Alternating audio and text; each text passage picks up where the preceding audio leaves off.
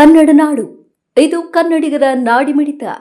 ಇವತ್ತು ನಾವು ಉದಾಹರಣೆಯಾಗಿ ನೋಡ್ತಾ ಇದ್ರೆ ಬೆಳಗಾವಿಯಲ್ಲಿ ನಡೆದಂತ ಘಟನೆ ಏನು, ಇವತ್ತು ಜಮ್ಮು ಕಾಶ್ಮೀರದಲ್ಲಿ ಇದ್ದಂತ ಘಟನೆ ಏನಂದ್ರೆ ಒಂದು ಕಡೆ ಇವತ್ತು ಅಲ್ಲಿದ್ದಂತ ನಾಯಕರು ಹೇಳ್ತಾ ಇದ್ರು ರಾಜಕೀಯವಾಗಿ ಇದು ತಿರುವಾಗಿದೆ. ಇವತ್ತು ಅಲ್ಲಿದ್ದಂತ ನಾಯಕರು ಅಂದ್ರೆ ಕೆಲವು ಕಾಂಗ್ರೆಸ್ ನಾಯಕರು ಹೇಳ್ತಾ ಇದಾರ ಎಲ್ಲ ಒಂದು ಕಡೆ ಭದ್ರತೆ ವೈಫಲ್ಯದಿಂದ ಇವತ್ತು ಈ ರೀತಿ ಆಗಿದೆ ಅನ್ನೋ ಮಾತನ್ನು ಹೇಳ್ತಾ ಇದ್ದಾರೆ. ನಾನು ಹೇಳ್ತೀನಿ ಹಂಗಂದ್ರೆ ಭದ್ರತಾ ಹಂಗಾಗಿ ನಾನು ಕೇಳ್ಕೊಳ್ಳೋದು ಇಷ್ಟೇ, ಯಾರೇ ಆಗಿರ್ಬೋದು ನಮ್ಮ ದೇಶಕ್ಕೆ ಬಂದು ನಮ್ಮ ಪ್ರವಾಸಿಗರು ನಮ್ಮ ಭಾರತೀಯರನ್ನ ಕೊಂದಂತ ಟೈಮಲ್ಲಿ ಅಲ್ಲಿ ಮುಸಲ್ಮಾನರು ಕೂಡ ಸತ್ತ ಇಲ್ಲ ಹೋಗಲ್ಲ.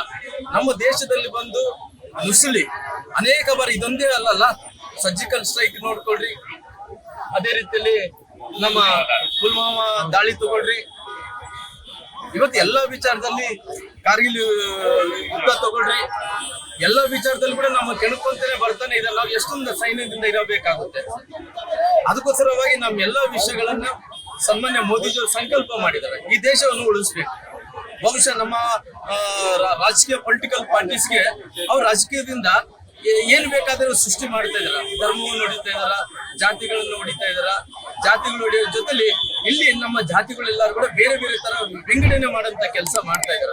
ಇವತ್ತು ದೇಶಕ್ಕೆ ಅಪಾಯ ಆಗಿದೆ, ದೇಶಕ್ಕೆ ತೊಂದರೆ ಆಗಿದೆ, ದೇಶಕ್ಕೆ ಪೆಟ್ಟು ಬಿದ್ದಿದೆ.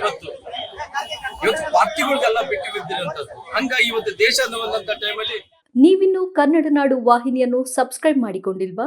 ಈಗಲೇ ಸಬ್ಸ್ಕ್ರೈಬ್ ಮಾಡಿ, ಬೆಲ್ ಐಕಾನ್ ಅನ್ನು ಒತ್ತಿ ನೋಟಿಫಿಕೇಶನ್ಗಳನ್ನ ಪಡೆಯಿರಿ.